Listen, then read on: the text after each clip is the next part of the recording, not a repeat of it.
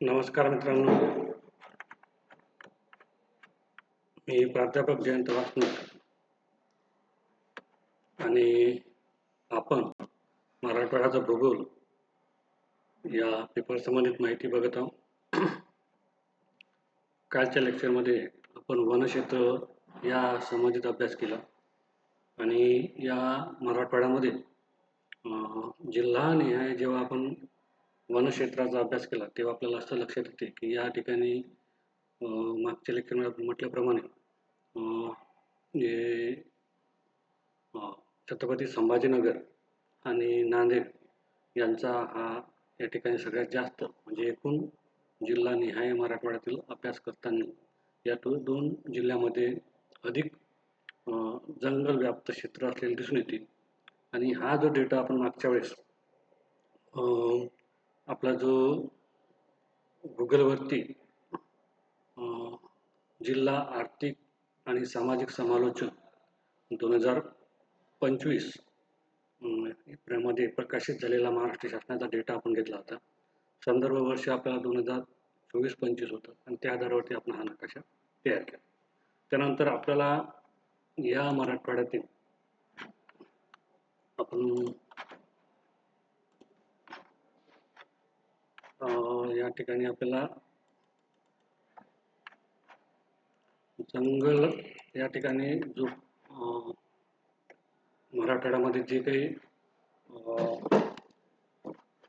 प्रमुख जंगल आपण या ठिकाणी लँड यूज लँड कव्हरच्या आधारावरती बघितलं आणि त्याचप्रमाणे प्रमुख अभयारण्य असेल, पार्क वगैरे असेल, तर याची सुद्धा आपल्याला माहिती या ठिकाणी या अभ्यासामध्ये घेणे आहे ते गरजेचं आहे.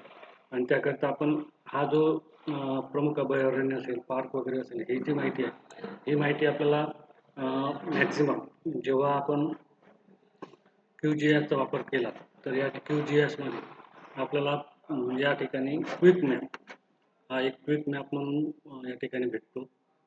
OSM या क्विक मॅप आपल्याला या प्लगिंगमधून अपलोड करायचा असतो. या क्विक मॅपमध्ये गेल्यानंतर आपण याच्यावर क्लिक करायचं आहे आणि क्लिक केल्यानंतर यामध्ये आपल्याला या ठिकाणी जे पार्क आहे तर हे पार्क आपल्याला या ठिकाणी कोणते पार्क वगैरे आहे तर याची सगळी माहिती आपल्याला या ठिकाणी मिळून जाते. या ठिकाणी आपण क्विक क्वेरीजमध्ये आपण गेलो या ठिकाणी आपल्याला टाईप करायचं आहे लँड यूज आणि या लँड यूजमध्ये आपल्याला या ठिकाणी बघू शकता हे जे पार्क आहे या पार्क संबंधित आपल्याला या कॅनव्हास या ठिकाणी आपल्याला क्लिक करायचं आणि रन करायचं आणि आपण जेव्हा रन करतो तेव्हा या ठिकाणी हे 2 पॉईंट आपल्याला या ठिकाणी येऊन जातात.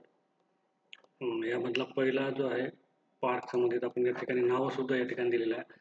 जसं आपण औरंगाबाद या ठिकाणी जर घेतलं तर या ठिकाणी या प्रकारचे अनेक पार्क जे आहे हे पार्कची सुद्धा डेटा आपल्याला या ठिकाणी मिळते. यामध्ये बॉटॅनिकल गार्डन वगैरे असतील हे सगळे पार्क या ठिकाणी छत्रपती संभाजीनगर असेल या ठिकाणी जालनामध्ये मोती बाग असेल या मोती बागचा जो हा पॉईंट आहे हे पॉईंट आपल्या या ठिकाणी मोती बाग म्हणून दिसतो. मोती बाग उद्यान हे या ठिकाणी आपल्याला कोणते कोणते बाग वगैरे उद्यान वगैरे आहे याची माहिती आपल्याला भेटते. शारदा नगर पार्क हे जालना जिल्ह्यातील आहे. त्यानंतर आपण या ठिकाणी परभणीमध्ये सुद्धा नॅचरल पार्क, शिवाजी पार्क या प्रकारे आपल्याला अनेक जे आपला जो अभ्यास क्षेत्र आहे त्या अभ्यास क्षेत्रामध्ये कोणकोणते पार्क आहे याची सगळी माहिती आपल्याला या ठिकाणी मिळून जाते. आपण बघू शकता धाराशिवमधलं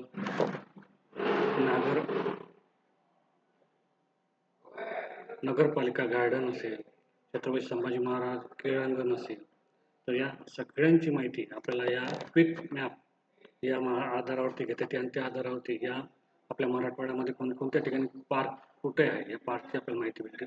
त्याचप्रमाणे आपण या ठिकाणी इथे जर क्लिक केलं तर या ठिकाणी आपण बघू शकता छत्रपती संभाजीनगरमध्ये आपला जो सगळ्यात महत्त्वाचा सिद्धार्थ गार्डन असेल, सिद्धार्थ बाग असेल, शांतिगिरी असेल, त्यानंतर या ठिकाणी आपण बघू शकता या प्रकारचे अनेक पार्क जे वॉटर पार्क वगैरे असेल तर हे पार्क आपल्याला दिसून येते. त्यानंतर या अशा आपल्याला सगळ्या ठिकाणचा डेटा हा या ठिकाणी एका क्विक म्हणजे एका क्लिकमध्ये आपला सगळा डेटा जो आहे या ठिकाणी, म्हणजे या ठिकाणी गार्डन जे आहे हे गार्डन असेल तर ही गार्डन संबंधित माहिती असेल, सगळी माहिती आपल्याला या ठिकाणी मिळून जाते. म्हणजे आपल्याला या ठिकाणी क्विक मॅपच्या आधारावरती मध्ये आपल्याला अनेक सुविधा आहेत.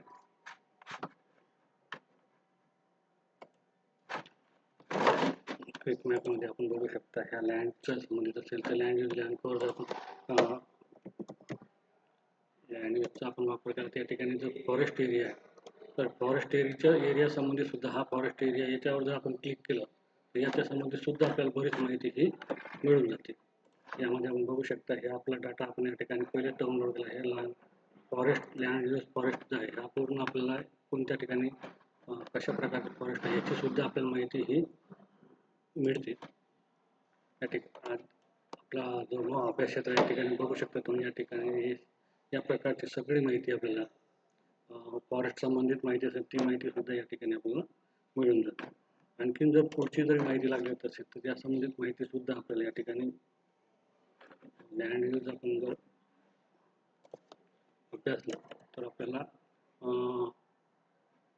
विलेज गार्डन असेल, त्यानंतर क्लब एरिया असेल, ट्री रोज असेल, तर याचा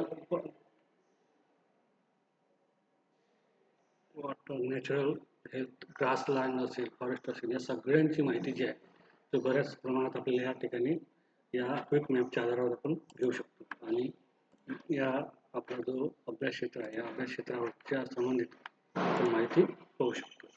तर या ठिकाणी आपण आपला जो अभ्यास क्षेत्र आहे या अभ्यास क्षेत्रामध्ये मराठवाड्यामध्ये पार्क कोण्या ठिकाणी आहे याची माहिती आपण बघितली.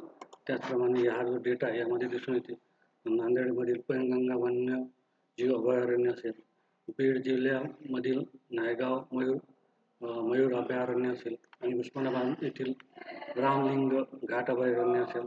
तर या प्रकारच्या छत्रपती संभाजी औरंगाबाद वन महामंडळ ज्यामध्ये 5 विभाग 38 रेंज आणि 481 बीट क्षेत्र आहे.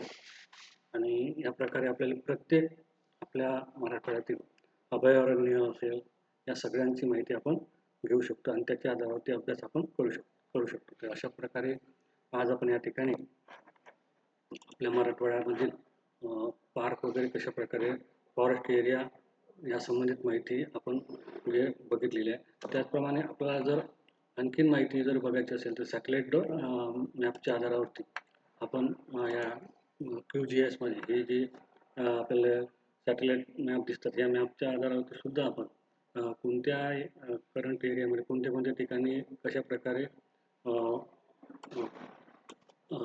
म्हणजे लँड यूज वापर कसा फॉरेस्ट एरिया वगैरे कशा प्रकारे आहे याची सुद्धा आपण माहिती बघू शकतो. या ठिकाणी आपण बघू हा गुगल सॅटेलाईट मॅप आहे.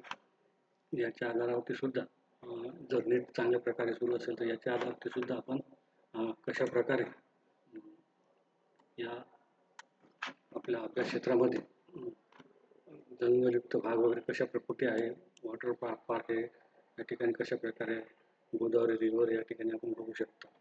पार्कच्या संबंधित सुद्धा आपल्याला या ठिकाणी माहिती वडूज वगैरे असेल त्या ठिकाणची माहिती सुद्धा आपण या ठिकाणी बघू शकतो. आणि OSM ओपन स्ट्रीट मॅप याचा आधार घेऊन सुद्धा आपण कोणत्या एरियामध्ये ग्रीन एरिया कोणता आहे या प्रकारे आपण ग्रीन एरिया कोणता आहे याची सुद्धा माहिती आपण या ठिकाणी अभ्यास शकतो.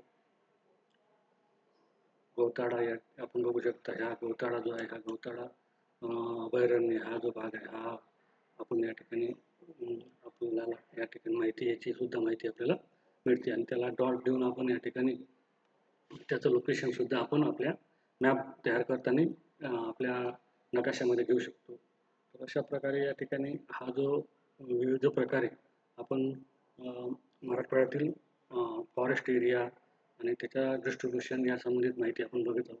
यामध्ये कोणकोणत्या प्रकारे जसं भुवन जे आहे वेबसाईट याच्या आधारावरती लँड कव्हरमध्ये आपण फॉरेस्ट एरिया कशा प्रकारे आहे किती तिथे डेटा कशा प्रकारे याची माहिती घेतली.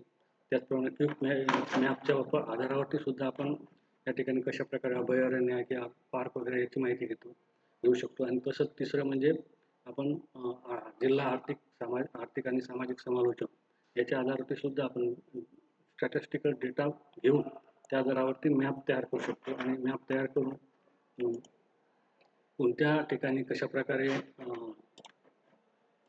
म्हणजे कोणत्या जिल्ह्यामध्ये कशा प्रकारे हे आहे म्हणजे जंगल व्याप्त क्षेत्र आहे याची माहिती आपण सुद्धा देऊ शकतो. तर अशा वेळेला 3-4 प्रकारे आपण प्रयत्न केलेला आहे की चांगल्या प्रकारे आपल्याला वन्यजीव वन्य किंवा जंगल व्याप्त क्षेत्र महाराष्ट्रामध्ये कुठं आहे याची माहिती आपण घेण्याचा प्रयत्न केलेला आहे. या ठिकाणी आपण थांबूया आणि पुढच्या लेक्चरला मध्ये आपण या पुढच्या पॉईंटला अभ्यासूया. मला अपेक्षित आहे की हा पॉईंट आपल्याला समजला असेल. धन्यवाद.